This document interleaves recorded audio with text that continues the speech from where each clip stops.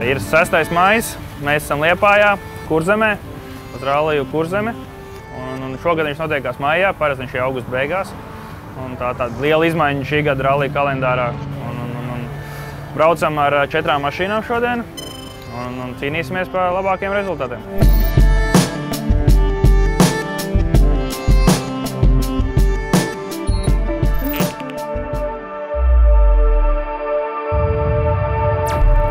Daudz nāks dzirdēt, kad atbraucot uz Liepāju, kad šeit ir specifiska aura, šeit ir tāda specifiska gaisotne. Kā mēs redzam, tad dalībnieku skaits arī ir ļoti liels priekš mūsdienu rallija, kad pār 80 mašīnām, kas piedalās. Tas ir ļoti daudz un cilvēkiem patīk šeit gan ceļi, gan pilsēta.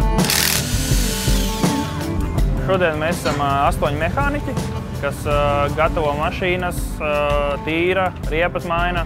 Un vispārējo dara. Plus mums ir vesela brigāde, kas mums šodien palīdzēja uzcelt telpi, virtuvi sakārtot. Ir meitenes līdzās, kas palīdzēs sportistiem sagatavot tējas, kafijas, maizītes un uzēst kaut ko. Un, tā kā komanda diezgan liela atvest ir uz Liepāju, un ir arī 4 mašīnas, tā kā ir ko noņemties. Tad tā arī šodien novadām visu, lai visi labi un lai rītdien varam smaidīgi braukt mājās.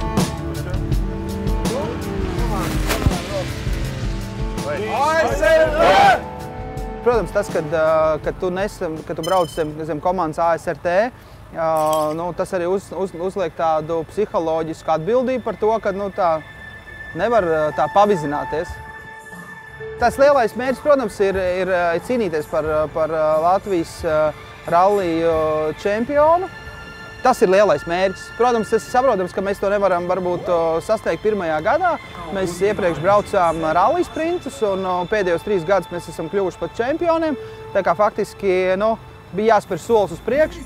Ir jābūt visu laiku kaut kādam mērķim, augstākai laktiņai, pēc kā tiekties, un tad arī rezultāts augsts. Es gribu sestdien vakarā, lai mani jābrauc uz apbalvošanas ceremoniju un lai mani piloti ir uz godu piedestālu. Tas ir mērķis Edijam, mērķis tas ir Dmitrijam un mērķis arī Sergejam. Viņi visi var iebraukt trīniekā, visi var uzkāpt uz piedestālu. Un, protams, Martinam mērķis ir augstākais, ir jāuzvar savā klasē. Māri!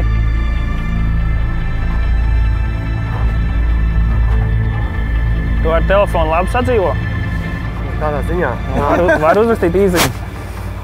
Tā jā. Jā? Un tad mašķi pēc lapiem, kad nobrauc, tad atsūd man kaut kādu īsu komentāriņu vai oku vai...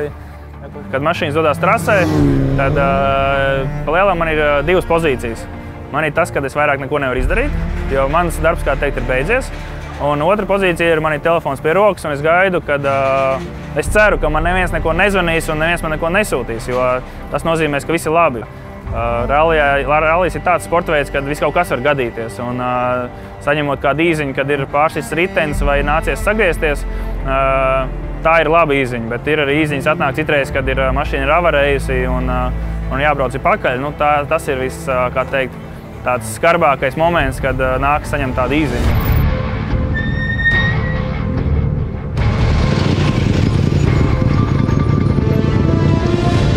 Tajā brīdī, īstenībā, kad nodzies tā pēdējā sarkanā lampiņa, ir atvieglojums pat kaut kādā ziņā, jo tad visas pārējās maņas tev pazūd.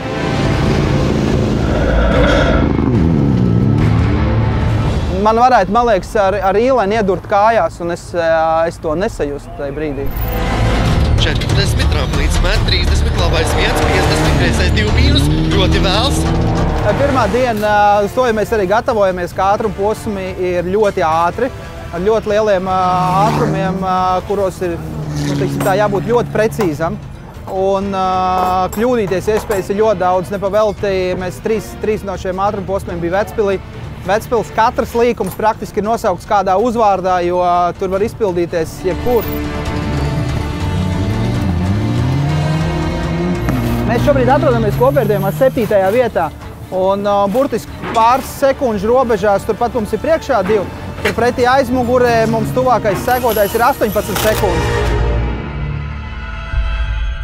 Viss tas kodols komandas ir saliedēts un visi ir pa vienu un viens pa visiem. Ja?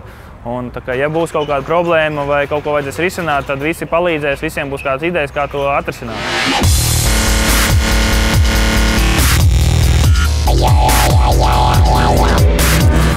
Fāno ekipāžai bija maza avārija. Nav tik traki, kā izskatās. Ir tāds teiciens, tikai bižutērija apskādāt, ja? Un būs ko darīt.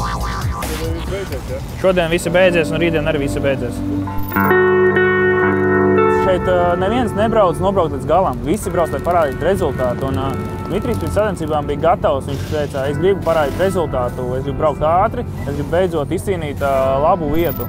Un viņš uz to bija noskaņojies. Un plēlā viņš arī to izdarīja. Pirmajā ātruma posmā viņš uzrādīja ļoti labu rezultātu. Ja nemaldos, viņš bija pirmais savā klasē. Tas ir tas rallijs, tā notiekās. Tas ir normāli.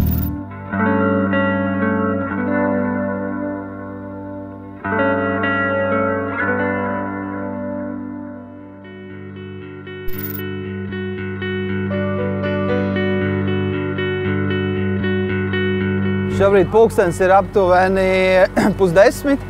Mēs esam sestdienā Liepājā rallija Kurzeme 2. dienā.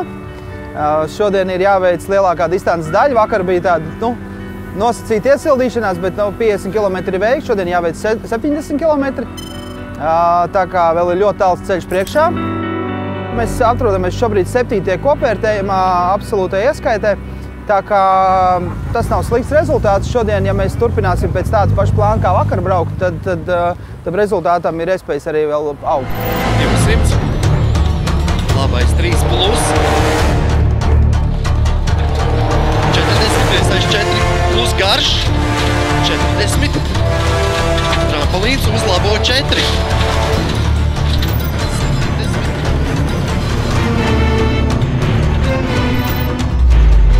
Es biju sanervozējies par to, kā man ies pilsētā. Es neesmu pilsētas fanāts, teikšu godīgi, un viņi tādi vienmēr tādi, rezultāti nekad nav bijuši augstvērtīgi. Un faktiski man bija tā, ka man bija aptuveni 11 sekundes priekšā Guntim Lielkājam, kurš bija tā, man tuvākais sekotais un arī čempionāta viens no galvenajiem konkurentiem. Nobraucam finiša ieraugu, es 4 sekundes vēl esmu atvedis. Super, tad es sapratu to, ka 11 + 4 - 15. Braucām vēl tā kā prātīgāk, precīzāk, vēl uzlabojam savu laiku, vēlreiz Guntim Lielkājam iedevām pa kāju šī dopā. Tāds prieks.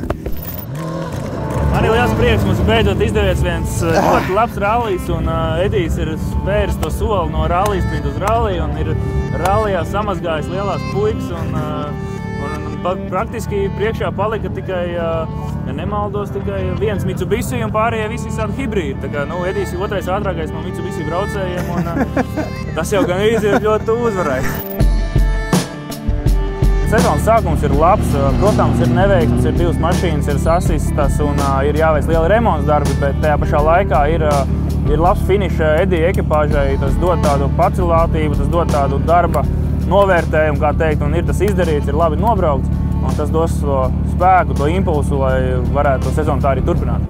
Ja Talsos kāds izdomās, ka viņu apmierina 6. vai 7. vietā, un viņš beigs cīnīties, viņš tā arī nobrauks līdz galam, to es nepiedošu. Es gribu, lai sportisti cīnās, lai viņi līdz pēdējām ātruma posmām kaut vai par 9. vietu cīnās, lai nenobrauc tikai tāpēc, ka jānobrauc līdz galam, lai katrs mēģina izdarīt to savu mērķi, kas viņam ir uzstāsts tajā rallijā.